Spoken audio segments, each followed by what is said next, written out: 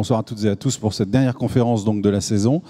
On va évoquer donc Raconter la vie, qui est un double dispositif qui donne la plume à ceux qu'on n'entend pas et qui ne se sentent pas représentés par les partis politiques, les syndicats notamment, et que vous appelez, Pierre Rosanvallon, les invisibles. Il veut répondre aux besoins de voir les vies ordinaires racontées, les voix de faible ampleur écoutées, les aspirations quotidiennes prises en compte. Un double dispositif, je vous disais, parce qu'il y a deux choses. D'un côté, une collection d'ouvrages brefs qui sont édités aux éditions du Seuil, on en reparlera tout à l'heure, des livres aux écritures, aux styles, aux approches très différentes, avec des témoignages, des enquêtes sociologiques ou journalistiques. Et puis de l'autre côté, un site internet, raconterlavie.fr, dédié aux récits d'anonymes. Et au départ de ce projet Raconter la vie, un manifeste qui a été publié il y a 2 ans par les éditions du Seuil et rédigé donc par Pierre Rosanvallon, le Parlement des Invisibles. Pierre Rosanvallon, donc fondateur de Raconter la vie, professeur au Collège de France. Il a publié de nombreux ouvrages sur l'histoire de la démocratie et ses métamorphoses contemporaines. Il contribue aussi à animer un débat public informé en dirigeant notamment la collection de la République des idées et le site La Vie des idées. Et je rappellerai également que dans les années 70, vous avez été le conseiller économique de la CFDT, puis ensuite conseiller politique d'Edmond-Maire et rédacteur en chef de l'organe de réflexion de ce syndicat.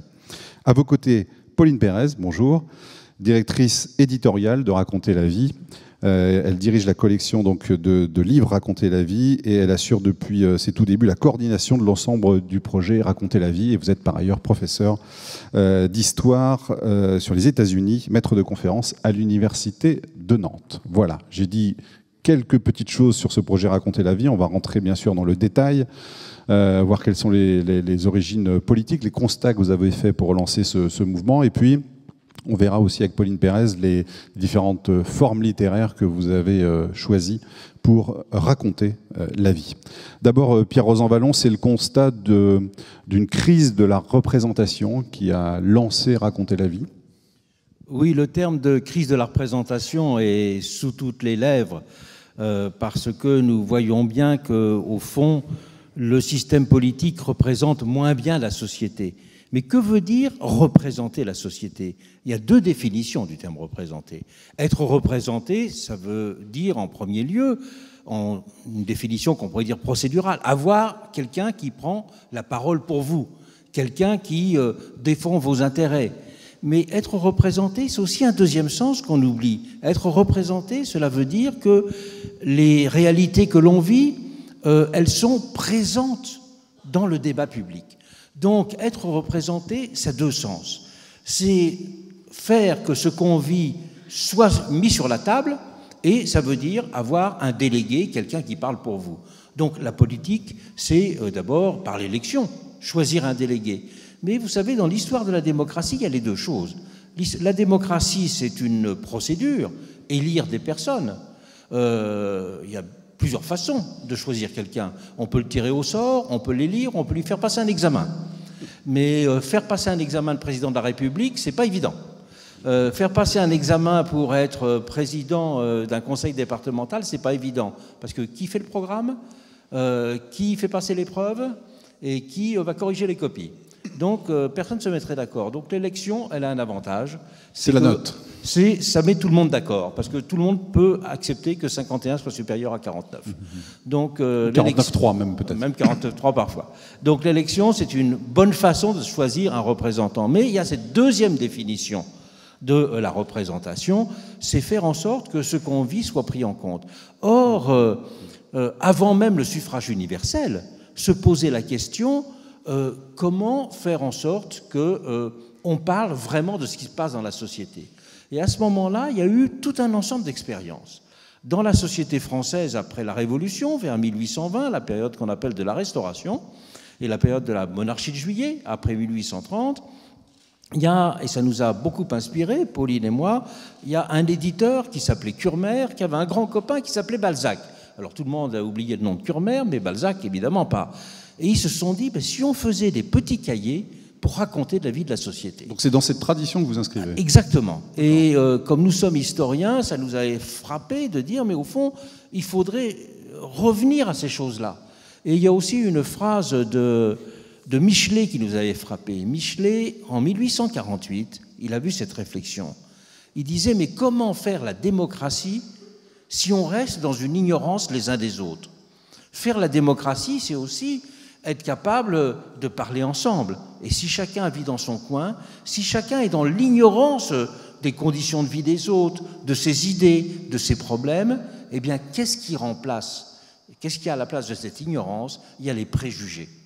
Et il y a la montée des extrêmes. Et la montée des extrêmes. Et le repli sur soi. Les sociétés du repli sur soi sont des sociétés qui vivent justement dans les représentations idéalisées, sont des sociétés qui vivent dans les stéréotypes, sont des sociétés qui vivent dans les préjugés.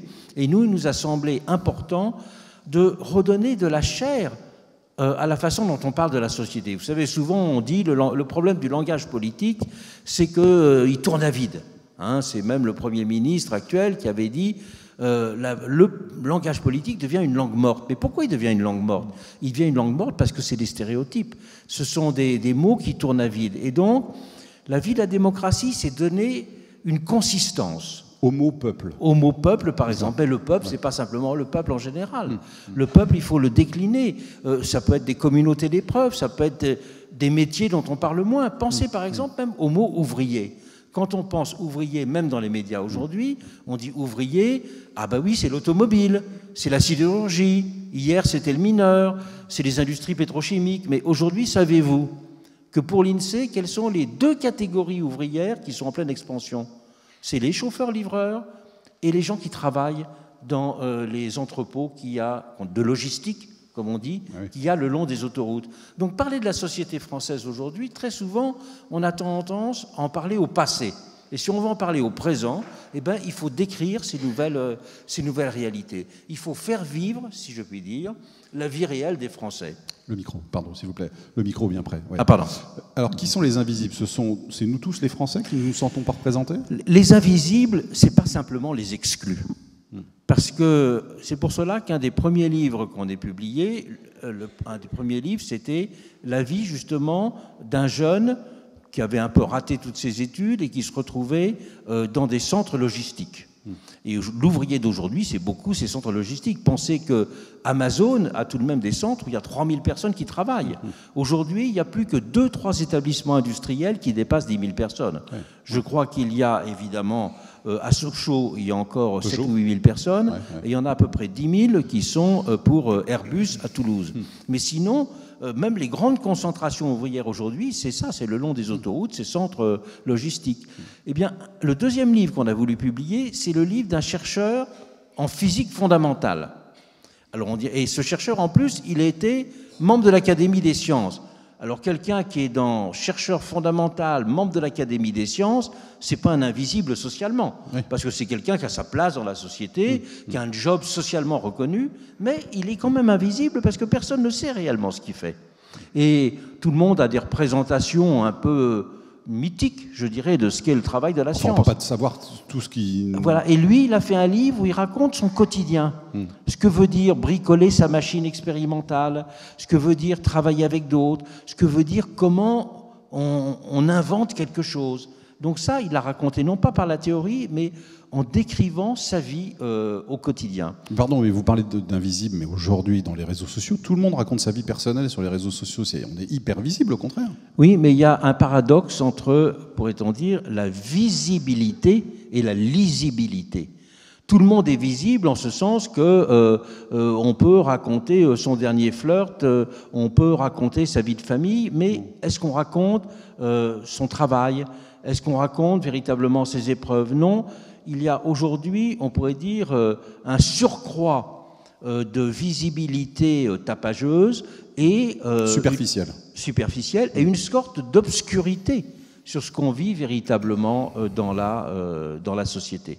Et nous, notre projet, c'était ça. C'était d'essayer, par le biais de ces livres, avec des écritures différentes, on va en parler, mais de donner chair au langage que nous avons pour parler de la société. C'est sortir des stéréotypes, sortir des préjugés. Et l'invisibilité, dites-vous, elle a un coût démocratique. Qu'est-ce que vous voulez dire par là? Elle a un coût démocratique dans le sens où elle fait monter les extrêmes, notamment? L'invisibilité veut dire aussi qu'on ne s'intéresse pas aux autres. Et la démocratie, c'est tout de même... La démocratie, c'est pas simplement un régime politique. La démocratie, c'est essayer de faire société ensemble. La démocratie, c'est une forme de communauté. C'est inventer une communauté nationale, inventer une communauté sociale. Et on ne fait pas communauté dans l'ignorance, si chacun reste dans son coin et regarde l'autre à travers des lunettes évidemment faussées, parce qu'il ne sait rien sur lui. Mais si on ne fait pas non plus démocratie, quel est le rôle du politique aussi dans cet état de fait? Le rôle du politique, il est aussi d'essayer de s'intéresser à la société. Mais le politique, il a d'abord cette fonction très importante de gérer des institutions. Mais en même temps qu'il faut gérer les institutions, le langage, la politique a aussi une fonction de parler. La politique, ça a pour fonction de donner un langage à ce que vivent les citoyens. C'est de leur donner une parole qui les renvoie à leur expérience, qui soit nourrie de ce qu'ils vivent. Donc je pense que développer la connaissance de la société, c'est aussi aider la société politique à avoir un langage politique que je dirais plus concret, plus rempli de la vie des gens. On dit que l'individualisme grandit dans la société, donc peut-être qu'on n'a pas non plus la curiosité d'aller voir aussi les autres, de les connaître. Vous parlez d'un nouvel âge de l'individualisme d'ailleurs dans le livre. Qu'est-ce que ça signifie pour vous? Écoutez, le mot individualisme, il faut faire attention à ce terme-là, parce que quand on emploie le mot individualisme, on peut l'employer dans deux sens très différents. On peut dire qu'il y a un sens négatif de l'individualisme, ça veut dire le repli sur soi, ça veut dire l'égoïsme. Mais dans l'individualisme, il y a aussi une dimension positive, c'est que chacun veut se construire comme un individu singulier. Chacun veut avoir de l'importance pour lui-même et pour les autres. Je crois que la société démocratique est aussi une société dans laquelle on doit donner à chacun les moyens à la fois de faire société, mais en même temps donner les moyens à chacun d'inventer sa vie par lui-même, d'exister dans sa singularité. Et au fond, chacun d'entre nous a un petit peu envie des deux. Chacun d'entre nous a envie d'avoir des proches, chacun d'entre nous a envie de construire des choses collectivement, mais en même temps voudrait être quelqu'un d'unique, ne pas être passé au moule, si je puis dire. Et donc il y a ces deux dimensions dans la vie démocratique, c'est la dimension de communauté et la dimension de singularité. Et le mot individu, on peut l'employer un peu trop à toutes les sauces, donc il faut faire attention à son usage. Donc votre ambition, vous le dites, c'est de fabriquer ce que vous appelez une démocratie narrative, c'est ça en fait, pour que tous soient visibles aux yeux des autres? Oui, la narration, ça veut dire raconter. Et avec Pauline, ce qui nous avait frappé, c'est une phrase de quelqu'un qui s'appelle Eugène Sue. Eugène Sue, vous savez, il avait écrit une série de romans feuilletons qui s'appelait les mystères de Paris, les mystères du peuple. Et donc, Eugène Sue, à son époque, il n'y avait pas encore le suffrage universel. Donc il disait, la plupart des personnes dans la société, ils n'ont pas le bulletin de vote. Et donc c'est une forme de prise de parole qu'ils n'ont pas, parce que le bulletin de vote, c'est quand même une prise de parole. Si on ne l'utilise pas, même dans l'abstention, on vote avec ses pieds, comme on dit. Donc c'est quand même un mode d'expression, le bulletin de vote. Mais c'est un autre mode d'expression, justement, que de raconter sa vie. Et à ce moment-là, avant qu'existe le suffrage universel, dans les années 1840, s'était beaucoup développé dans le pays, en France, une tradition de ceux qu'on appelait les poètes ouvriers, c'est-à-dire des petites poésies que l'on pouvait chanter ou simplement lire, qui racontaient la vie des gens, qui racontaient leur quotidien. Et Eugène Sue, il a vu cette très belle formule, il avait dit « Les ouvriers n'ont pas encore la représentation politique, ils n'ont pas le bulletin de vote, mais ils ont conquis déjà la représentation poétique. » Et ça, je crois que c'est une dimension de la démocratie très importante, et nous, à notre façon, on a voulu la faire revivre. L'idée, c'était quand même, comme vous le disiez tout à l'heure, finalement, de regarder le monde social par un autre prisme que celui des stéréotypes d'aujourd'hui. Exactement, et puis surtout, ne pas le regarder simplement avec un seul type de lunettes. Ce qui était très important dans notre projet, c'est de dire, au fond, il y a bien des façons de parler de la société.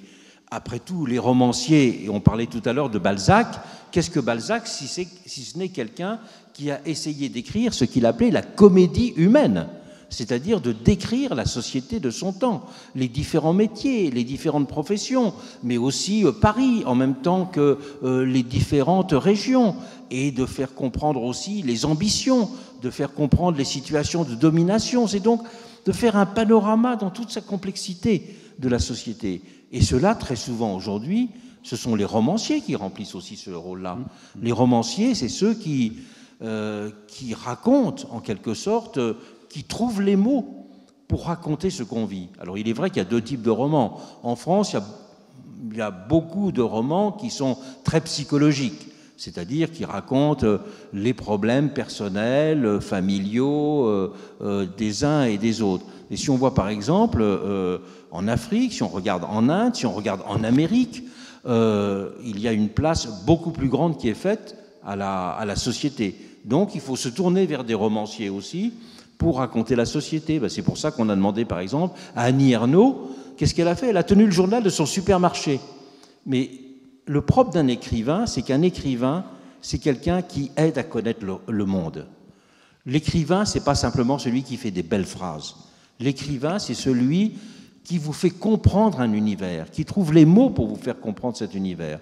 Donc pour nous, c'était très important de faire intervenir des écrivains. Elle écrit d'ailleurs dans son livre, hein, voir pour écrire, c'est voir autrement. Voilà. Et cette vision de l'autrement, on le voit très clairement à travers la narration de scènes anodines comme l'étalage devant la caisse d'un caddie, ou des remarques sur l'origine ethnique des clients, des choses comme ça. Et à partir du moment où c'est mis en mots par l'écrivain, ça prend une dimension sociale et une dimension littéraire que nous, sans la médiation de l'écrivain, nous n'avons pas vu. Mais vous devez quand même être rassuré aujourd'hui de voir quand même que dans les radios, par exemple, on donne la parole aux gens. Les gens s'expriment dans beaucoup d'émissions. Le cinéma donne de plus en plus la parole aussi aux social. Je vois la loi du marché récemment avec Vincent Lindon, et on est un très bon exemple. Bien sûr, mais vous voyez, il est vrai qu'il y a une attente de la société de ce côté-là. Ouais. Mais tout le monde ne réussit pas à le faire aussi bien. Par exemple, sur Antenne 2, il y a un programme le dimanche soir de Laurent Delahousse vers 22h30 qui s'appelle Les Français. Mais c'est des petites séquences très rapides. Donc certains films réussissent mieux que d'autres. C'est pour cela que nous, notre philosophie a été de dire on se conçoit comme un laboratoire. On ne pense pas qu'on a un modèle, une vérité. Absolument pas. On pense que il faut apprendre à parler de la société, et donc on a voulu explorer les différents moyens. Pauline raconte un peu comment on était aussi bien vers des simples témoins que des journalistes ou des gens de sciences sociales. On va y revenir. Pauline Pérez. Peut-être ce qui est important de dire, c'est que nous, comme on est des gens du livre, et qu'on vient de cela, notre façon de parler de la société française, c'est une façon qui passe par l'écrit, par les livres, par la mise en ligne de récits. Mais les exemples dont vous parliez, c'est des exemples de prise de parole à la radio, de montage cinématographique, de photographie aussi, qui sont d'autres façons que nous regardons, dont nous essayons de nous inspirer aussi, et dont on voit toutes les réussites et les difficultés aussi, qui sont similaires aux nôtres. Mais donc, on est bien conscient du fait qu'il y a d'autres façons de parler de la société française, mais peut-être que notre spécificité, c'est de la raconter par des mots écrits et de faire appel à des gens très différents, et parmi ces gens différents, de veiller à l'égalité de statut, qui est quelque chose auquel nous tenons beaucoup, aussi bien des professionnels de l'écriture que des gens comme vous et moi, des témoins qui racontent à la première personne, avec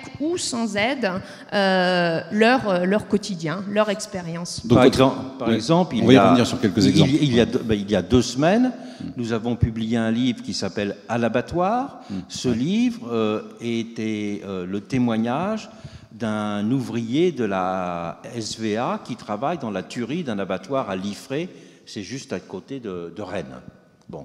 Et ce livre raconte le quotidien de la vie dans l'abattoir. Il raconte par exemple le fait qu'à 45 ans, on se trouve vieux, et que cette personne à 45 ans, il a déjà eu 6 opérations professionnelles. à cause de maladies professionnelles liées à la difficulté des conditions de travail. Mais en même temps, c'est quelqu'un qui raconte comment sa vie a pris un sens, comment il a réussi à la construire. Quand on regarde les choses de près, on voit qu'il ne faut pas avoir une vision misérabiliste de la société. On voit aussi que chacun essaie de construire quelque chose de positif. Et que si chacun d'entre nous est déterminé parce qu'on a un certain type de métier, on a un certain type de revenus, on a une histoire familiale, on a aussi un champ d'invention. On peut bricoler sa vie.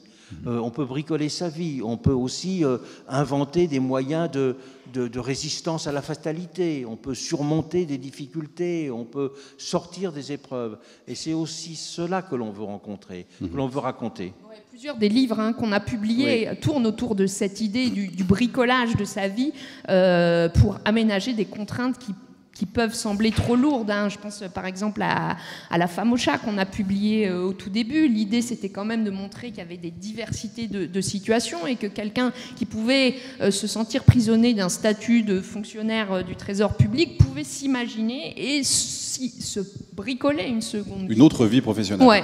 Bon, dans ce cas-là, élevage de chats. Et moi, j'ai fait une enquête au Crédit municipal de Paris qui a donné lieu à un livre de la collection.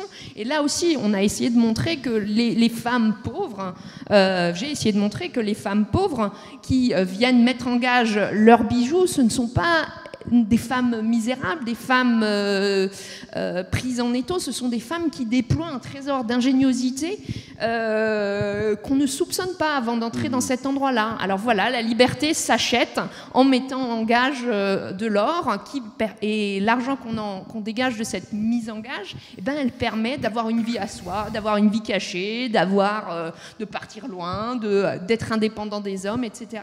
Donc on a trouvé en fait dans beaucoup des lieux qu'on a regardés pour trouver des sujets, une forte dimension de bricolage qui pouvait conduire à une émancipation. Alors, les gens bricolent leurs conditions, quoi, en fait. C'est ça. Ils aménagent et ils font preuve d'une ingéniosité qu'on a tendance à ne pas soupçonner lorsqu'on ne s'approche pas, ou lorsqu'on ne raconte pas avec, ou lorsqu'on ne les laisse pas raconter. Et vous voyez, là, on peut dire qu'on voit la différence entre un langage qui glisse sur la réalité et un langage qui essaie de pénétrer la réalité.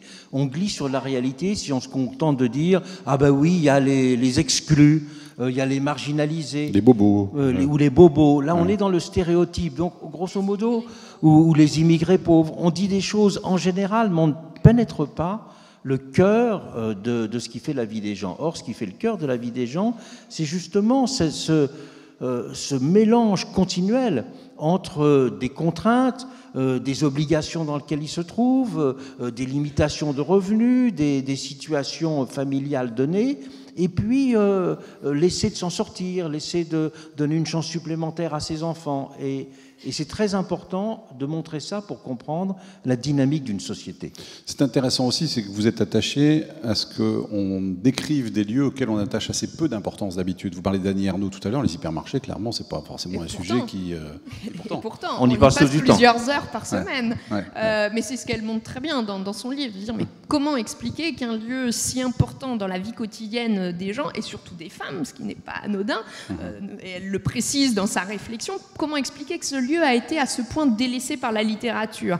Alors évidemment c'est la fille du cafetier d'Yvetot qui dit ça, mais là on touche du doigt quand même quelque chose qui perturbe, quoi. Rappelez-nous le titre d'Annie Ernaux, c'est « Regarde les lumières ». Voilà, « Regarde les lumières, mon amour », et c'est en fait les propos d'une petite fille qui s'émerveille des lumières.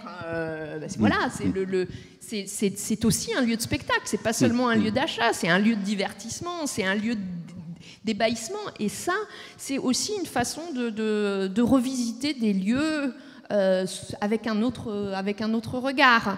Bon, Presse-sur-Gage, même chose. Quels sont les autres lieux, oui, que vous avez mis? D'autres lieux, on a étudié, on a publié un livre sur les meetings de tuning.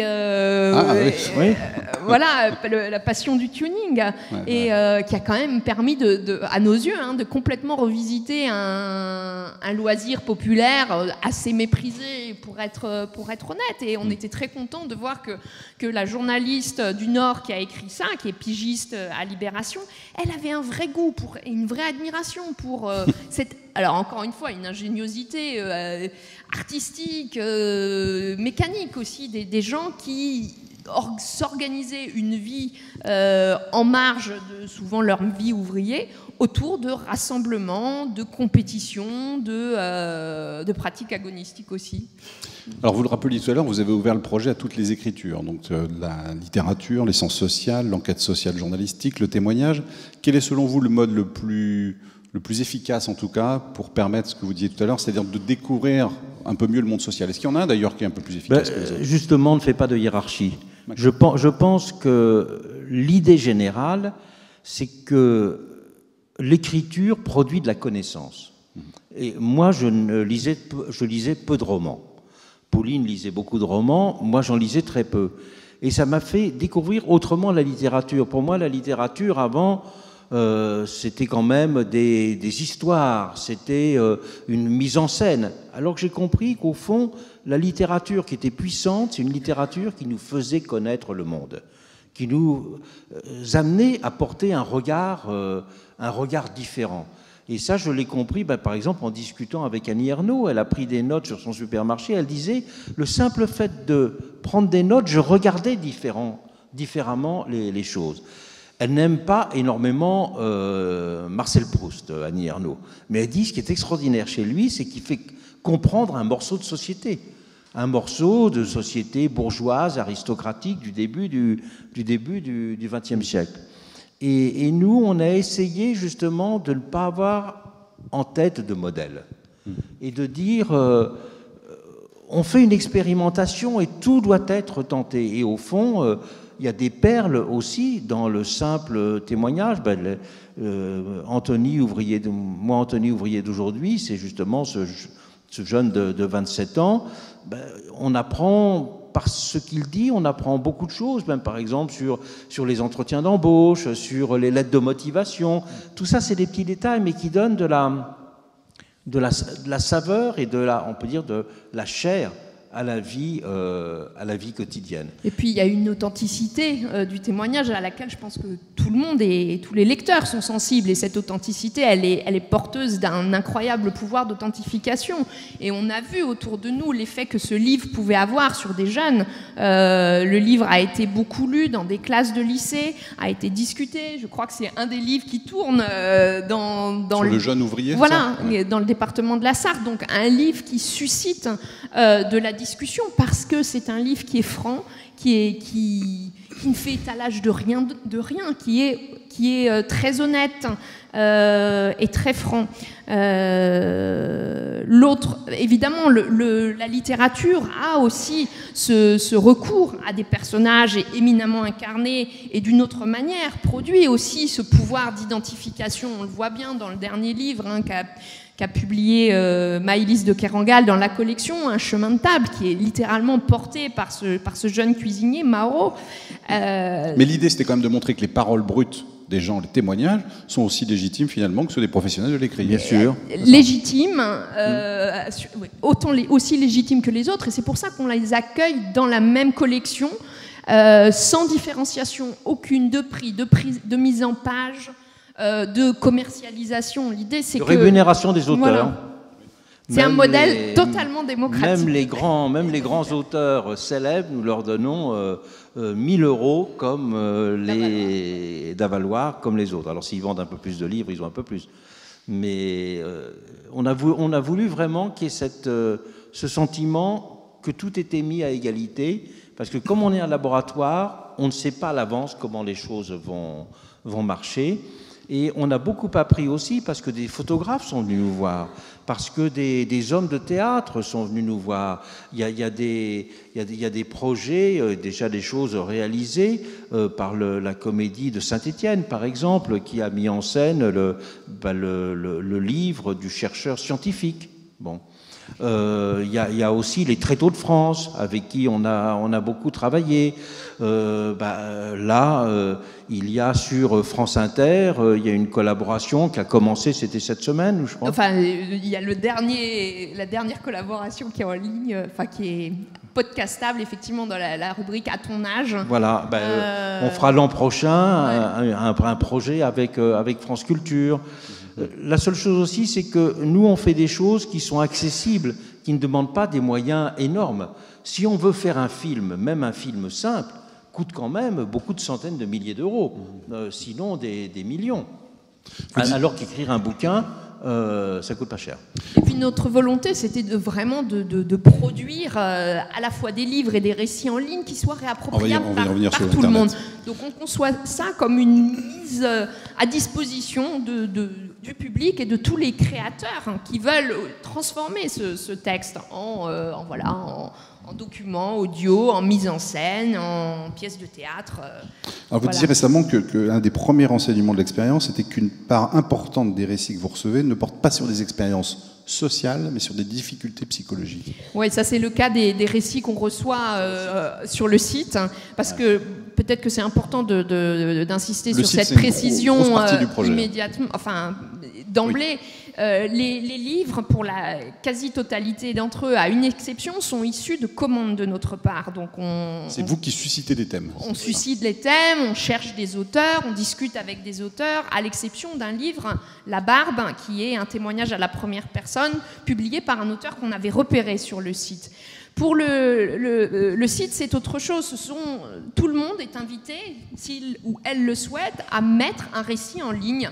Et on avait été très, très imprécis finalement au début en disant mettez ce que vous voulez en ligne dès lors que c'est une tranche de vie et que cela ne relève pas de l'essai ou du pamphlet ou de la polémique. Et puis on s'est aperçu que ce qui venait surtout, c'était des écrits qui disaient le mal-d'être, le malaise, les difficultés psychologiques, les difficultés sociales. C'était très largement dû au fait, à l'identité des gens qui viennent mettre leur récit en ligne. Il y a beaucoup de métiers médicaux, beaucoup d'infirmiers, de médecins, beaucoup de malades aussi qui ont du temps, beaucoup de personnes qui ont une pratique professionnelle de l'écriture, qui écrivent non pas comme écrivains ou comme ils tiendraient un journal, mais parce qu'ils ont besoin d'écrire au quotidien. Ils sont enseignants, ils sont travailleurs sociaux, ils sont psychologues, donc des gens qui ont l'habitude de mettre par écrit des choses et qui ont utilisé pour beaucoup d'entre eux ce matériau pour raconter soit ce qui leur est arrivé à eux,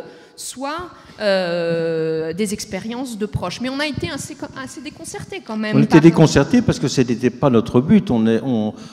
Notre but, c'est de parler en quelque sorte des métiers. C'est pas simplement parler, je dirais, des expériences psychologiques individuelles. C'est pas parler du mal-être. C'est parler justement des métiers qui sont peu connus. Là, actuellement, on travaille avec une journaliste sur une école de personnes qui vont travailler dans le domaine des entreprises funéraires. Il y a des choses très, très, très intéressantes qu'on ne connaît pas. On voulait attirer tout ça et au fond, on découvre que il y a toute une partie de la demande de prise de parole, c'est aussi de parler de ces difficultés psychologiques individuelles. C'est un peu le défouloir, quoi, comme ce qu'est Internet. Non, c'est pas le défouloir, c'est le partage en quelque sorte d'une difficulté dans laquelle on se sent prisonnier. Et quand on se sent prisonnier d'une difficulté, le simple fait de le communiquer sur Internet, c'est de dire, je me libère d'un poids en le racontant. Donc il y a, on pourrait dire, presque quelque chose de thérapeutique dans le fait de parler de sa difficulté. Mais en même temps, il y a une chose qui a beaucoup surpris des spécialistes de l'Internet, c'est que sur notre site, il y a quand même à peu près 800 récits. C'est des récits qui font de 7 à 15 pages. Hein. C'est pas des petits trucs de quelques lignes. C'est vraiment un petit texte. Eh bien, ces textes peuvent être commentés. Eh bien, sur tous les milliers de commentaires qu'on a eus, il n'y a eu que 2 commentaires injurieux. Alors que même si vous regardez des journaux de référence, entre guillemets, comme Le Monde, censés être lus par un public cultivé, Ben, quand vous voyez les commentaires qu'il y a, c'est ahurissant. Bon, c'est vraiment des tombereaux d'ordures qui sont parfois déversés en commentaires. Et nous, on n'en a pas eu. Pourquoi? Parce que je pense que quand on parle sincèrement de la vie des gens, ça attire l'empathie, ça attire la curiosité, mais ça n'attire pas l'hostilité. Alors qu'évidemment, si vous émettez un avis politique, il y a des gens qui ne seront pas d'accord avec vous ou qui détesteront une personnalité et qui seront prêts à faire les commentaires les plus incendiaires. Mais c'est pour dire aussi que ça introduit une réflexion sur l'usage d'Internet. C'est que Internet n'est pas toujours voué, n'est pas seulement voué par structure à être le réceptacle, je dirais, de simplement les coups de gueule ou les coups de cœur. Il peut y avoir aussi un usage et une pratique de vraie communication d'expérience. Par ailleurs, on n'a peut-être pas appris ce qu'on cherchait en lisant ces récits qui sont arrivés spontanément. Nous, on cherchait à découvrir des expériences professionnelles qu'on ne connaissait pas, qu'on ne soupçonnait pas. Mais ce qu'on a appris, ce qu'on a vu à l'œuvre, c'est une certaine sociologie de l'écriture, c'est un certain rapport des gens à l'écrit. Peut-être que c'était des choses que des gens qui travaillent sur les pratiques d'écriture connaissent, mais nous, on n'en avait pas conscience peut-être au moment où on s'est lancé dans cette aventure. On ne se doutait pas que les gens écrivaient autant, qu'ils avaient autant de textes écrits en attente, que les gens qui écrivaient dans leur pratique professionnelle avaient un tel besoin de transformer cet essai. Donc on a vu se dégager une sociologie, un groupe d'écrivains, pas des écrivains, mais des écrivains avec des personnalités très différentes, ce qu'on a pu repérer. Il y a des gens qui viennent très régulièrement écrire sous pseudonyme, sous leur identité propre, des gens qui utilisent le site comme lieu de test, espérant être repérés, des gens qui travaillent un style. On a un auteur qui s'appelle Billy Bopp, dont on apprécie particulièrement les textes, quelqu'un typiquement quelqu'un qui invente sa vie, qui cherche à avoir la vie qu'il veut, c'est-à-dire la moins contrainte possible par le travail. Et c'est quelqu'un qui travaille quand il a besoin d'argent. Donc Billy Bopp, il vient nous mettre des textes à la fin de chacune de ses missions d'intérim, et qui sont des missions dans des lieux assez improbables et dont il va parler sur le mode de la dérision. Alors là, le dernier texte qu'il a mis, qui est assez hilarant, c'est son travail dans une usine de production de biscottes. Et puis il y a un autre texte tout aussi marrant, alors que franchement c'est un boulot qui lui déplaît, de distributeur de tracts. Et donc Billy Bopp, on suit sa vie à intervalles réguliers lorsqu'il vient mettre un texte. Donc on a découvert des écrivains dont on ne connaissait pas bien les pratiques. Et ça, c'est un intérêt en soi. Est-ce qu'il y a des auteurs justement publiables sur papier qui se sont révélés en ligne? Alors, il y a cet Omar Benlala dont je parlais, qui avait écrit un texte qu'il a déposé au tout début, donc il y a 2 ans, c'était janvier 2014, un texte qui s'appelait La Barbe, dans lequel il racontait l'épisode dans lequel il s'est rasé la barbe, sa barbe de barbu, pas sa barbe de hipster, pas votre barbe, sa barbe de barbu, qu'il avait rasé à la fin des années 90, avant les attentats de 2001. Et donc, on a remarqué des qualités littéraires évidentes, un sujet aussi, quelqu'un qui traitait sous le mode de l'humour, de la dérision, d'un sujet dont on se mettait à entendre parler quand même beaucoup. C'était avant les attentats qui ont eu lieu en France. Et puis on l'a rencontré et on a discuté avec lui de la possibilité de faire un livre. Et on a fait ce livre, enfin il a fait ce livre, on en a discuté beaucoup, mais ce livre a été écrit de bout en bout par Omar Benlala, qui raconte cette quête initiatique qui est à la fois une quête spirituelle dans l'islam et une quête identitaire d'un jeune adolescent racaille de Ménilmontant à Paris qui ne sait pas trop quoi faire et qui rencontre l'islam. Donc il raconte cette escalade religieuse un peu improbable de quelqu'un qui agit plutôt comme un athlète, qui a envie de tout bien faire avec une intensité inégalée. sans adhésion religieuse. Donc oui, on a fait ce livre, on a repéré aussi d'autres auteurs, je parle de Billy Bob, et puis on se dit que beaucoup de gens qui ont du talent, qu'on repère, peut-être qu'on aimerait tenter avec eux des formats un peu plus courts, parce que écrire un livre, c'est une chose difficile. C'est quoi la moyenne des pages à peu près? On est sur du 115 000 signes, c'est court pour un livre. Mais au début, on était vers 70 pages, et maintenant, on est vers 90 à 100 pages. Mais c'est un peu notre défaut qu'on va essayer de corriger, c'est qu'il ne faut. On a eu un peu tendance à avoir un gabarit en disant on fait des petits livres courts, et donc on a ce format-là. D'un côté les livres de 90 pages et de l'autre côté les textes, je dirais, de 7-10 pages. Mais là, on va essayer d'autres choses. Une des choses qu'on a découvert sur le site aussi, c'est qu'on ne peut pas mettre les gens dans des cases. Je vais vous donner un exemple. Un des premiers textes qu'on a reçus sur Internet et qui a été saisissant par sa vivacité, sa qualité d'écriture et ce qu'il racontait, c'est un conducteur de ligne de métro. Bon, quelqu'un qui est sur la ligne 11 du métro à Paris. Et ce qu'on a découvert, c'est que c'était très bien écrit. Donc on a découvert quelqu'un, il était conducteur de métro, mais il participait à des ateliers d'écriture dans la bibliothèque de l'endroit où il habitait. Donc vous voyez, on peut dire conducteur de métro, je suis dans la case conducteur de métro, mais je peux être dans la case conducteur de métro les 6 heures par jour ou 7 heures où je le fais, mais en dehors, je peux faire beaucoup d'autres choses.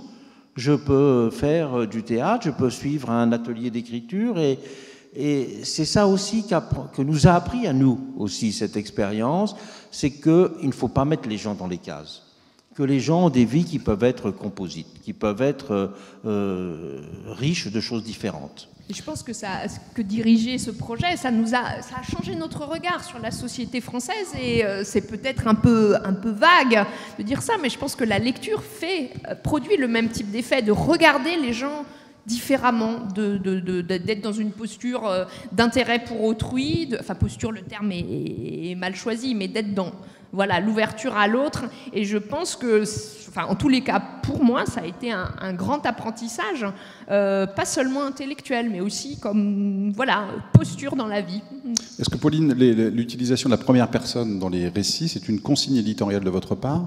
Et qu'est-ce que ça permet finalement? Est-ce que ça permet de comprendre mieux les gens de l'intérieur? Je sais pas. Alors, je pense que la question ne s'est jamais posée. Pour nous, ça a toujours été une évidence que le témoin, d'abord, on l'invite à parler de sa vie. Donc c'est naturel qu'il parle de lui. Et puis, c'est pour parler de lui qu'on est allé le voir. Moi, la question que je me suis plus posée, c'est en lisant d'autres témoignages. Il y a quand même toute une pratique littéraire de l'édition du témoignage. Je pense à Jean Hatzfeld, qui a recueilli des témoignages à la fois des victimes et puis du génocide rwandais, mais aussi des génocidaires. Svetlana Alexievitch, qui a recueilli des paroles de survivants de Tchernobyl, etc. Ils utilisent aussi la première personne dans ces cas-là. Ils utilisent aussi la première personne, mais ce qu'ils font, eux, et que nous ne faisons pas, c'est qu'on ne laisse... où ça ne s'est pas présenté, nos témoins ne s'adressent pas directement au lecteur en disant oui, vous pensez ça, vous, mais pourtant, ou ah oui, on m'a souvent posé cette question, etc. Les questions disparaissent, et ça, c'est quelque chose auquel j'ai pensé récemment. Je me suis dit que c'était quand même curieux que dans les témoignages qu'on publiait, cette apostrophe au lecteur n'était pas présente. Mais ce qui est sûr, c'est que ces livres sont plus ou moins accompagnés d'ailleurs. Il y a 2 témoins qui ont écrit seuls leurs livres, 3 d'ailleurs, Omar Benalla, et puis 2 personnes qui ont une éducation et une pratique professionnelle qui les amène à écrire beaucoup. Donc Sébastien Balibar, dont Pierre parlait au début, qui a écrit Chercheur au quotidien, et un livre qu'on aime beaucoup, dont on n'a pas parlé, qui est La juge de 30 ans, de Céline Roux, qui est le récit par cette juge de 30 ans de ce que c'est que d'être une femme dans une profession qui va mal, dans une profession qui expose aux maux de la société, à la revanche, à la violence, etc. Et bon, dans les autres cas, les témoins ont été accompagnés. accompagnés, mais c'est leur parole qui, de bout en bout, est dans le livre. Et quand ils sont accompagnés, pardon. Juste pour commenter ce que dit Pauline, vous voyez cet exemple de la juge. Les juges, on a l'impression qu'à la télévision, on les voit tout le temps, les grands juges. Mais aujourd'hui, savez-vous que 70% des personnes qui sortent de l'École nationale de la magistrature sont des femmes? Et qu'évidemment, si on voit les grands juges antiterroristes, les grands juges à Paris qui jugent les affaires de corruption ou les affaires pénales des affaires, là, c'est 90% d'hommes. Mais dans la plupart des tribunaux, c'est 70% de femmes. Et donc, faire écrire par une juge ce que veut dire une juge femme, comment elle ressent les choses, comment les avocats essaient de la manipuler en se disant tiens, c'est une femme, elle doit être faible, etc. Quelle est son expérience de la dureté, du rapport à la manipulation, du sentiment de devoir faire son boulot, ben, ça c'est quelque chose qui n'est pas raconté. Alors on raconte l'épopée des grands seigneurs, si je puis dire, de la justice. Ben, ça aussi, c'est montrer que même dans des métiers qui apparaissent souvent sur le devant de la scène, en fait, il y a aussi pas mal, toute une partie qui est invisible et qu'il faut faire connaître, et que la vie de la société, c'est ça. Alors vous citiez aussi des grands auteurs français qui s'approprient aussi ces textes, Maëlys de Carendegal, et puis j'aimerais qu'on dise un mot aussi du livre de François Bégodeau. Quelle était son approche avec, donc c'est le portrait d'une infirmière qui s'appelle Le Moindre Mal. Comment il a abordé ça? François Bégodeau, il a choisi de suivre quelqu'un qu'il avait rencontré à la suite d'un débat, une lectrice, qui est venue lui demander une dédicace, et puis c'est quelqu'un qui aime faire parler les autres, et je pense qu'il a aussi... Il aime raconter les vies de femmes. Et donc on a discuté pendant un certain temps du sujet, et puis il revenait tout le temps à cette personne de Karine, l'infirmière, de Figeac, et il a décidé de partir et de vivre avec elle une semaine, 2 semaines, et de faire son portrait. Alors c'est un portrait qui est à la fois un portrait biographique, alors évidemment écrit à la Bégodeau, mais dans lequel on trouve les antécédents, les raisons d'une vocation, les hésitations d'une profession, mais c'est un portrait qui est aussi un portrait professionnel au travail. Et la 3e partie de ce livre est absolument fantastique. C'est une journée entière de Karine, si je me souviens bien de son prénom, au travail, avec une phrase qui n'en finit plus, et à travers cette phrase qui n'en finit plus et qui ne va jamais à la ligne, on comprend l'épuisement d'une profession, on comprend des contraintes, on comprend la bureaucratisation de l'hôpital, on comprend la transformation du métier, on comprend l'épuisement, on comprend des tas de choses, mais infiniment mieux que dans n'importe quel article, avec l'aide de n'importe quel article de presse ou d'une étude sociologique sur la transformation de l'hôpital. Et en ce sens, moi, cette 3e partie, en tant que lectrice, m'a absolument bluffée, et je trouve que c'est là, la littérature montre tout ce qu'elle peut faire comme moyen de production de la connaissance sociale. Vous êtes parvenu à susciter des récits en les thématisant. Est-ce qu'il y a des sujets où vous n'avez pas trouvé de témoignage? Oui, parce que dans certains... comme c'est des livres de commande, il faut que l'on a sollicité des écrivains. Et des écrivains nous ont sollicités aussi. Mais on les a sollicités à certains moments où ils n'étaient pas disponibles, où certains voulaient travailler avec nous, mais ils n'avaient pas encore d'idées. Sur des sujets en général, pas forcément des écrivains, mais sur des thèmes. Oui, non, mais il y a des sujets orphelins auxquels on pense toujours, qu'on a en tête depuis le début. On cherche, et puis souvent on a l'idée d'un sujet, l'idée d'un auteur, on va voir un auteur, et puis non, c'est un autre sujet finalement sur lequel cette personne va écrire.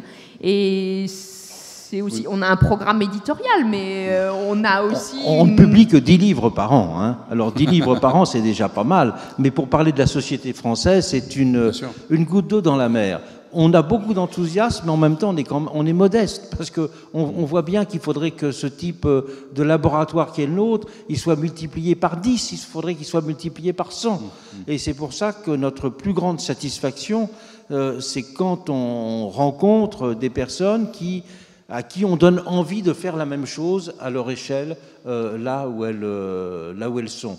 y compris parfois dans des grands médias, mais y compris aussi parfois dans des bibliothèques, y compris aussi dans des associations. Et là, nous, on joue un petit peu à certains moments un rôle un peu de conseiller technique bénévole, si je puis dire, pour aider des personnes à dupliquer cette expérience là où elles sont.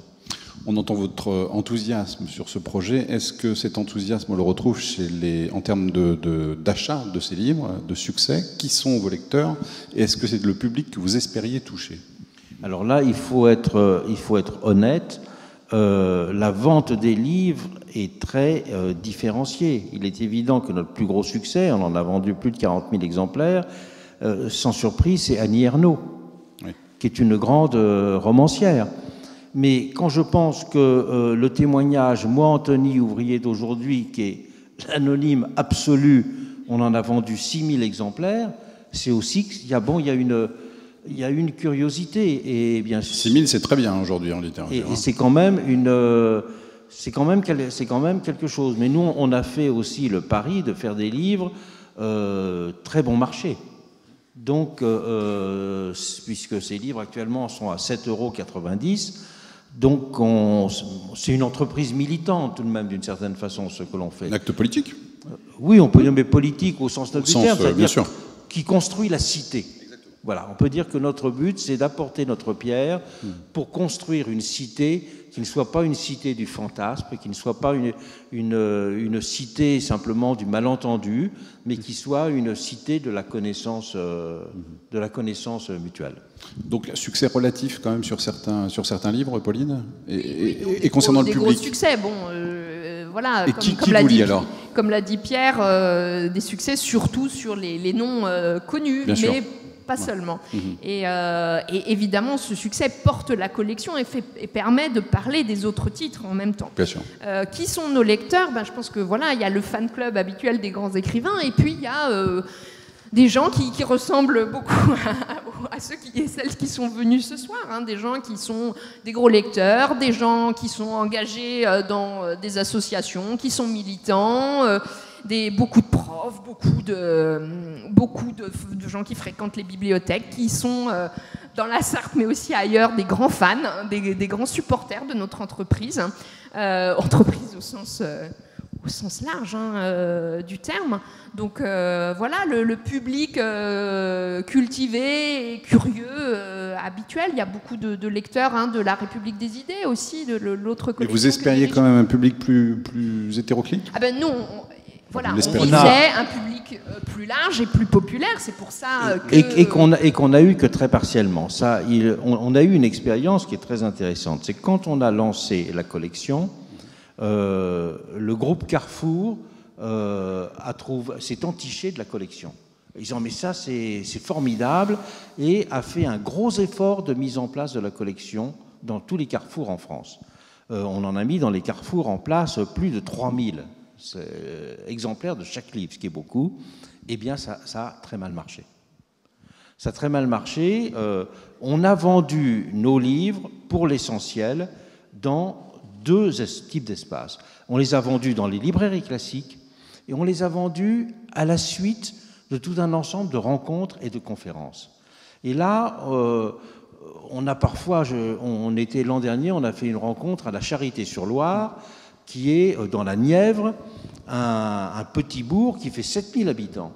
Eh bien, il y avait 400 personnes au débat. Parce qu'il n'y a peut-être pas beaucoup d'animation à la Charité-sur-Loire, je ne sais pas. En tout cas, les gens ont eu envie de venir, on leur a donné envie de venir. Et là, à la sortie, beaucoup de livres ont été achetés par des gens qui ne rentrent jamais en librairie. Donc, et en tout cas, qui ne les auraient peut-être pas achetés à Carrefour. Il y a aussi des succès locaux.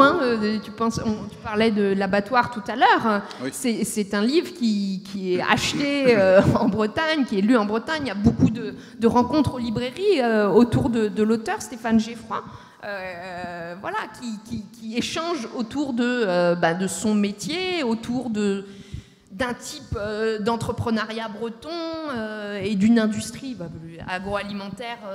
Le micro sur le menton, Pauline. Sur le menton. C'est pas facile. On peut même dire qu'il y a quelque chose d'assez amusant avec ce dernier livre, que c'est celui de nos auteurs qui a eu l'exposition médiatique, qui est totalement inconnue, qui a l'exposition médiatique la plus forte, parce qu'il était invité au JT de TF1 le soir.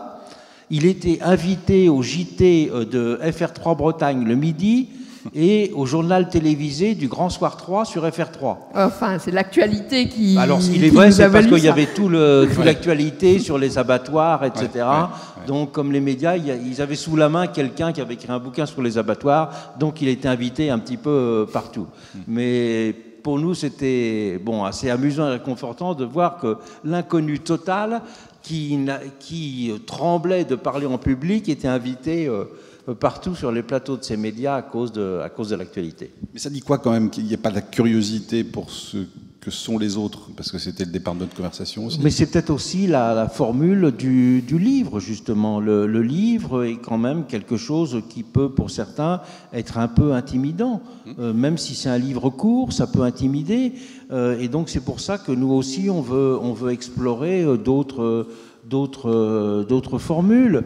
Une radio nous disait récemment, mais au fond, on pourrait faire des podcasts de témoignages assez rapides, qu'on ferait des émissions radio, et puis vous, après, vous pourriez écrire des choses.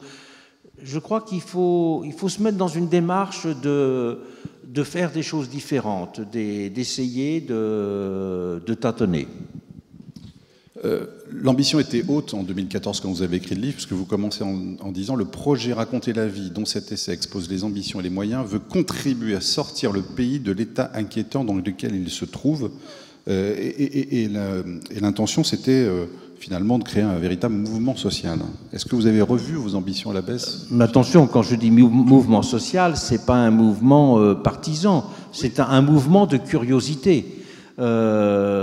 Constatant qu'effectivement, l'état du pays, on est dans une société qui est très refermée sur elle-même. On est dans une société où, à cause des difficultés économiques que l'on traverse peut-être, ou des déceptions, ou du ressentiment, où chacun a l'impression de se replie dans sa chapelle, ne sort pas trop la tête du trou. Et donc, c'est un petit peu contre cela aussi que, modestement, on voulait réagir, et que l'expression mouvement social, c'est de dire faire ouvrir les fenêtres, créer un sentiment de curiosité, et montrer qu'au fond, la curiosité, ça n'est pas simplement la dernière robe de telle ou telle star qu'on va voir dans Oups, dans Voici, dans Gala, etc. On va en voir pendant 15 jours. Là justement, c'est un petit peu... Là, on va le voir avec Cannes, mais c'est justement un petit peu le paradoxe de la visibilité. C'est qu'il y a une hyper-visibilité pour une petite tranche de gens, et l'invisibilité de la vie réelle. C'est l'iceberg, quoi. C'est-à-dire que oui, on rend hyper visible la vie artificielle, et on laisse invisible la vie réelle. Et je dirais notre vrai ennemi, c'est Voici, Oups, Choc et toutes ces choses-là, quoi. Derrière le Parlement des invisibles, cette expression-là, il y a une notion d'assemblée populaire, quand même. Il y a cette volonté-là. C'est pour dire justement que derrière l'idée de Parlement, il y a deux choses différentes. L'idée de Parlement, c'est un regroupement d'élus, de représentants. Mais le Parlement, c'est aussi regrouper, je dirais, des réalités sociales. Donc c'était ce qu'on disait au début, il y a deux sens dans le mot « représenter la société ». C'est donner des porte-paroles et c'est faire connaître les réalités. Et le monde politique, même s'il y a certainement beaucoup de réformes à apporter dans les formes d'organisation de la vie politique, il y a aussi à honorer cette deuxième dimension qui est politique au sens où elle participe à la construction de la cité, comme on le disait. Raconter la vie, ça fait donc 2 ans, Pauline, les 2 ans et demi, les 2 ans qui viennent maintenant, quels sont vos projets alors pour la suite, pour continuer à projet, on a des livres pour la rentrée, et puis Pierre parlait tout à l'heure de réfléchir à a publié des textes un peu plus courts, et donc on s'est dit qu'on allait finalement reprendre l'idée initiale, hein, revenir à l'idée initiale de ce livre dont parlait Pierre tout à l'heure, Les Français par eux-mêmes, cette encyclopédie panoramique sur la France des années 1840, et puis de se dire qu'on allait filer notre expérience et l'emmener toujours sur le mode de l'expérimentation vers des volumes collectifs qui seraient autant de pierres sur la société française d'aujourd'hui. Donc des volumes collectifs autour de thèmes très forts sur lesquels on est en train de travailler et qui seront illustrés. Et pour nous, ce compagnonnage avec la photo et l'illustration est important parce que c'est une petite déception ou une frustration qu'on a eue jusqu'à présent pour produire un objet peu coûteux. On a dû renoncer à mettre en image, et c'est quelque chose que l'on fera dans ces livres qui ont cette ambition panoramique sur la société française d'aujourd'hui. Sûrement de très jolis documentaires. Vous parliez de l'émission de Delahousse tout à l'heure, mais il y a sans doute des portraits à faire de tous ces gens qui ont écrit des livres. Oui, bien sûr. Il faut voir aussi qu'on est tout de même 3 personnes à temps partiel pour faire vivre ce projet. Donc, on a l'impression qu'on est multinational. Non, Pauline est à mi-temps, moi je suis à tiers de temps, et il y a quelqu'un à 80% de son temps sur le site internet. Ouais. Donc, on est vraiment un petit pack de choc peut-être, mais quand même très, très limité. Et c'est pour ça qu'on est conscient de nos limites et qu'on souhaite avoir des effets de démultiplication. Notre rêve n'est pas de devenir un empire des invisibles. Hein, on dit Parlement des invisibles, mais on ne veut pas construire quelque chose de très gros. On ne veut pas grossir d'un certain point de vue. On veut expérimenter des choses différentes. Mais plutôt que de grossir, on voudrait avoir beaucoup d'imitateurs. Voilà. C'est étonnant parce que ça revient à une conférence qu'on a eue en début de saison avec Alexandre Jardin sur les faiseux. Vous avez entendu parler de son mouvement. C'est un peu ça aussi, c'est finalement de montrer ceux qui font, ceux qui rendent visibles en tout cas, ceux qui prennent des initiatives. Lui, il veut montrer la diversité, je dirais, des entrepreneurs, que les entrepreneurs prennent des formes très diversifiées, qu'il y a des entrepreneurs du bénévolat, il y a des entrepreneurs dans le social, il y a des entrepreneurs pas simplement dans le business, entre guillemets. Mais nous, c'est montrer en général ce qui se fait dans la société, de façon peut-être même plus large, et donner en quelque sorte une autre image à elle-même de la société française. La société française, elle vit beaucoup en se regardant les pieds, en regardant en arrière. Et je crois que il faut aussi avoir un regard plus optimiste sur la société. Au fond, c'est une chose qu'on a découvert. C'est qu'avant, on avait l'impression que beaucoup de personnes étaient prisonnières de leur existence. Et quand on rencontre beaucoup de personnes, quand on construit ces témoignages, on voit qu'il y a beaucoup plus justement de choses positives qui se font. Or, c'est vrai qu'il y a tout un langage de la lamentation seulement, et qui ne fait pas... Et du coup, beaucoup de personnes chacun d'entre nous, il est un petit peu... il a 2 aspects. Hein. Il a un aspect où il aime aller dans le sens de la déploration. Il a un aspect où il aime aller écouter les beaux discours. Il aime aussi qu'on le fasse rêver. Chacun d'entre nous aime d'un côté qu'on le fasse rêver et aime en même temps dire que tout fout le camp, tout va mal, etc. Mais il y a cette autre façon de voir la société, c'est de la voir à partir des réalités et pas simplement à partir, je dirais, de ces sentiments très diffus et très, très généraux. Et ça, c'est certainement aussi une leçon pour le langage politique au sens général du terme. Vous savez, moi, je suis historien et j'ai beaucoup travaillé sur la Révolution française. Et pendant la Révolution française, il y a un des grands journalistes de la période, qui est Camille Desmoulins.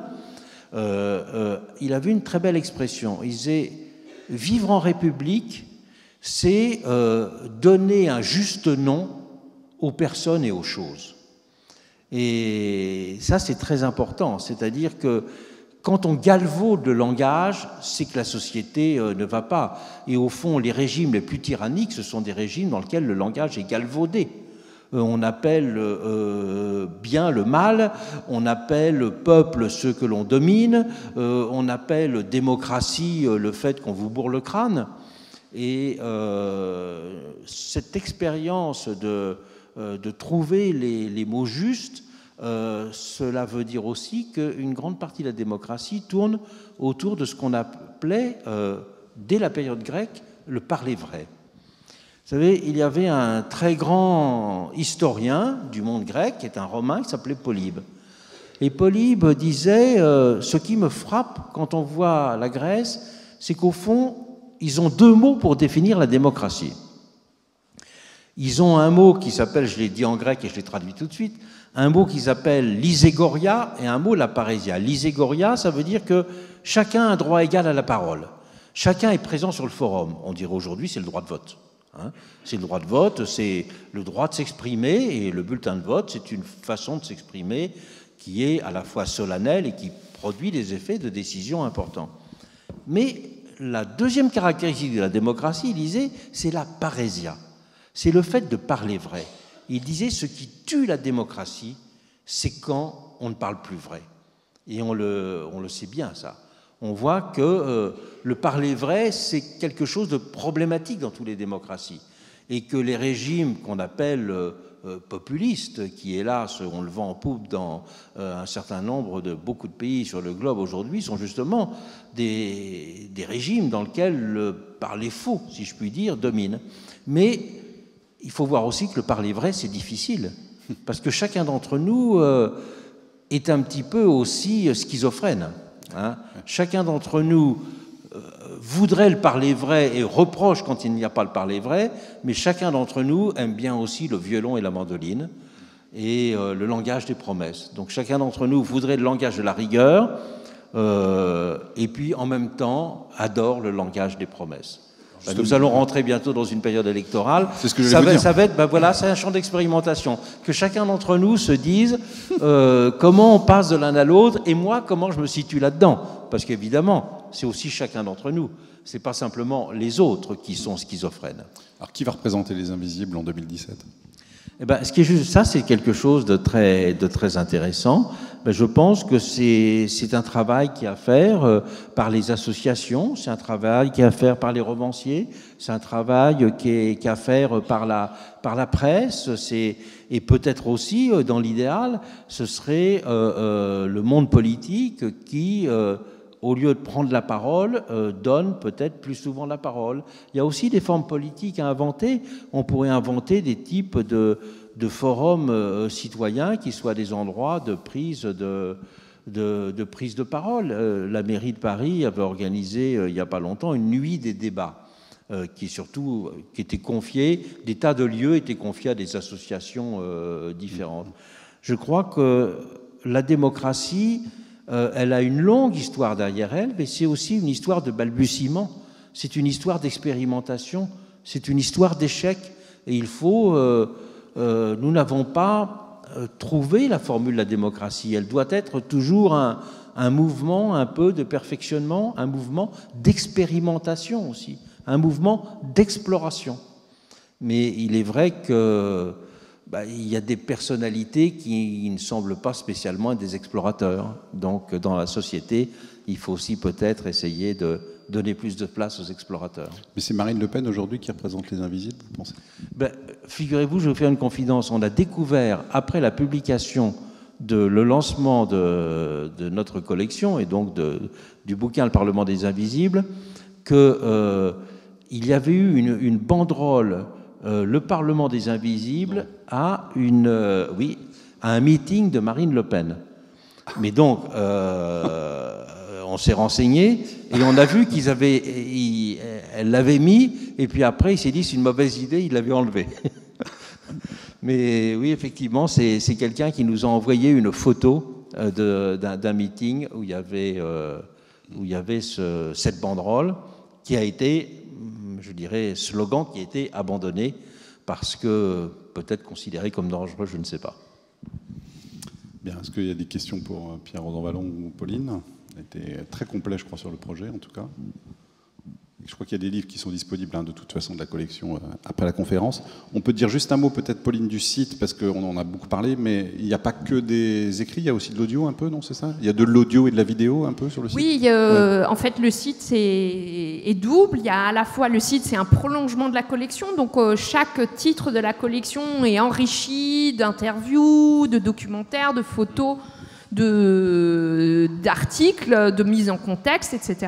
Donc ça, c'est le pendant collection. Et puis, il y a un pendant participatif, donc sur lequel chacun peut mettre un récit, mettre en ligne, ou chacun peut venir en lecteur. Et ce qui est très important de dire, c'est qu'il n'est pas besoin de s'inscrire pour lire.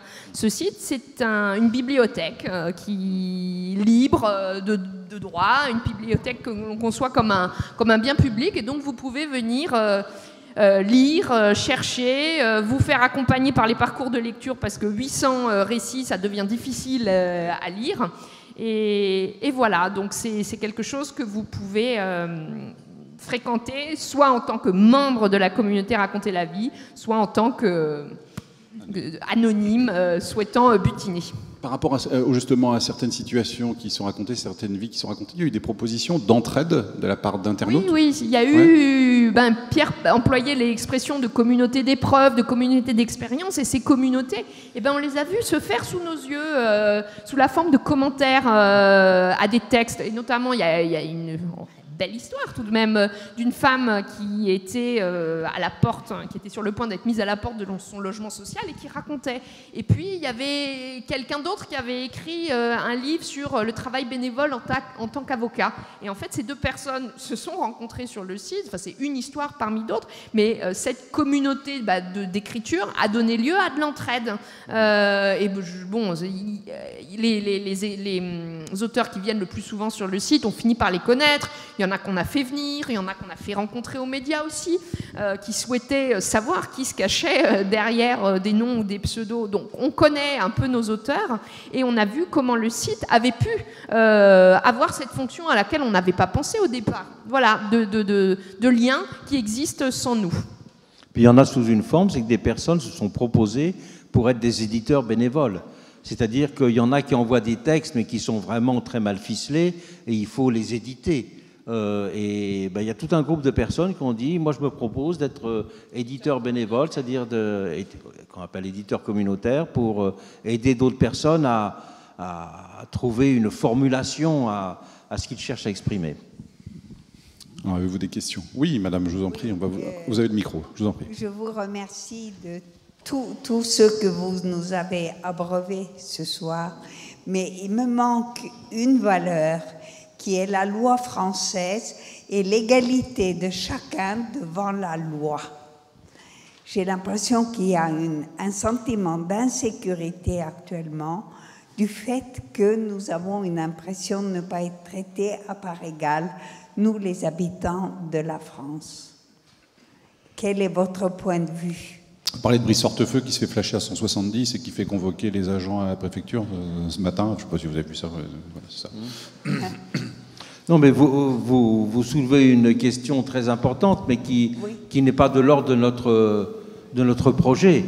Notre projet est un projet de connaissance de la société qui est un projet déjà ample et important, mais il y a bien sûr, dans la vie collective, il y a aussi bien d'autres dimensions qui sont à prendre en compte dans l'ordre juridique et politique, mais voilà, ça n'était pas notre objet, mais nous ne prétendons pas avoir traité toutes les questions auxquelles est confrontée la communauté des habitants de ce pays avec notre projet, mais une partie de la question seulement. Merci beaucoup. Merci, madame. D'autres questions? Monsieur, juste devant, s'il vous plaît. Voilà, c'est possible d'apporter le micro au premier rang, juste là à gauche. Ah, si vous pouvez lever la main, juste, monsieur, pardon. Voilà, merci beaucoup. Bonsoir. Oui, bonsoir. En vous écoutant, j'ai l'impression que vous êtes bien seul. Donc, puisque vous avez cité, vous étiez trois personnes qui animaient ce projet. Pourtant, c'est intéressant. Vous travaillez d'ailleurs beaucoup pour la postérité, puisque j'imagine que dans 200 ans, il y a des personnes qui auront comme ça une analyse de notre société et de ses blocages. Mais justement, en tant qu'acteur, parce que je reprends le terme acteur du changement, je suis étonné que vous restiez seul et que cela ne suscite pas de la part de vos pairs, puisque j'ai entendu que vous étiez sociologue, historien mais aussi sociologue, quelqu'un qui réfléchissait à la société.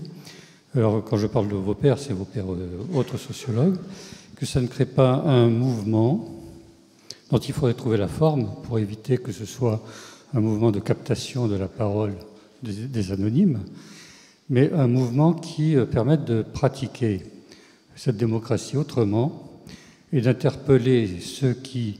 Parce que d'un côté, j'entends, il y a les anonymes qui écrivent et il y a ceux qui dirigent, qui continuent à diriger sans les écouter. Donc comment est-ce qu'on arrive à faire joindre ces deux mondes?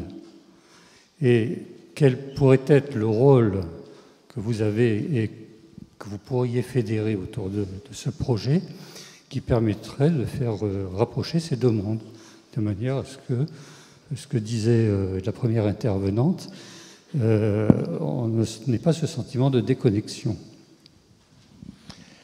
Pour une raison très simple, c'est que chacun d'entre nous, moi je suis historien, Pauline est historienne aussi, on consacre une partie de notre vie à faire vivre cette expérimentation démocratique, mais une autre partie de notre vie, c'est d'écrire nos livres d'histoire.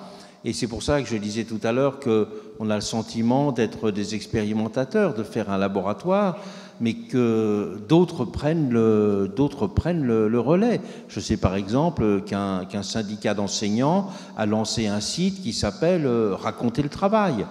Je sais que nous étions je parlais de la Charité-sur-Loire, mais que l'inspection académique de la Nièvre a facilité le lancement dans tous les collèges de la Nièvre d'un programme raconter la vie. D'ailleurs, dans notre site se fait l'écho. Et puis il va y avoir ici des ateliers d'écriture aussi, accompagnant le projet Raconter la vie s'en inspirant aussi. Donc il y a dans de nombreux territoires une réappropriation du projet qui se fait avec ou sans nous, mais les deux modalités nous conviennent très bien. Vous voyez, vous avez raison de dire qu'il y a de la déception dans la société, mais ça n'est pas en voulant construire d'en haut un mouvement dans lequel tout le monde n'aurait qu'à se rallier. C'est avec cette logique de la dissémination qu'on produit des effets réels. C'est quand beaucoup de gens se mobilisent là où ils sont, et pas simplement en envoyant un bulletin de soutien à une initiative générale. On verra dans quelques années, vous voyez, si des initiatives comme la nôtre produiront peut-être plus d'effets que simplement un mouvement comme En Marche qui peut-être un feu de paille et comme ça des milliers de personnes qui envoient un chèque et qui disent je veux bien faire du porte-à-porte.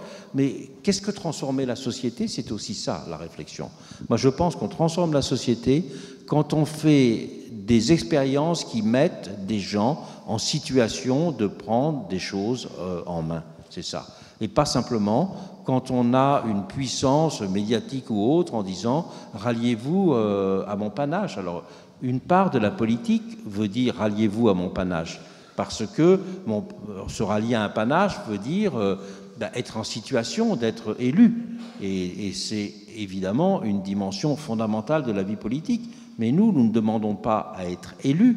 Nous souhaitons voir se démultiplier notre expérience.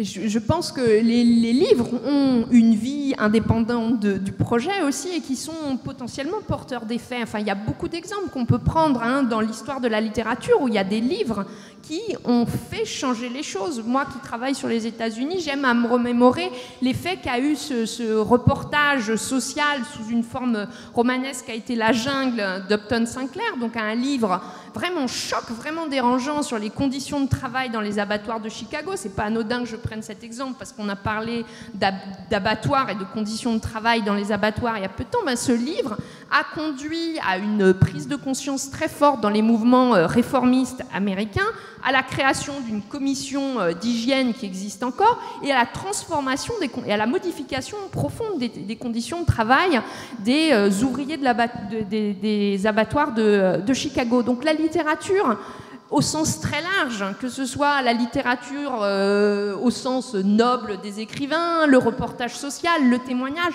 sont porteurs d'effets. On peut penser aussi, je sais pas, à la littérature d'immersion. On parlait l'autre jour du livre de Günter Wallraff qui s'appelait Tête de Turc, donc ce journaliste qui s'est transformé en turc pour voir ce que c'était que la vie d'un immigré clandestin turc. Et ben, ce livre a aussi a eu un effet considérable dans la prise de conscience, mais aussi dans la transformation de la société. Et donc je pense que notre entreprise, elle a aussi cet espoir que les livres puissent avoir par eux-mêmes un effet social et politique. Bon, eh bien écoutez, je vous propose de vous procurer certains de ces livres, dont vous disiez 7,90 €, hein, c'est ça, voilà. Le livre. Ils sont disponibles au fond de la salle. Merci infiniment, c'était passionnant comme échange en tout cas. Et on vous donne donc rendez-vous à la rentrée pour la voix au chapitre au mois de septembre. D'ici là, je vous souhaite un bel été, même s'il est encore loin. À bientôt. Au revoir.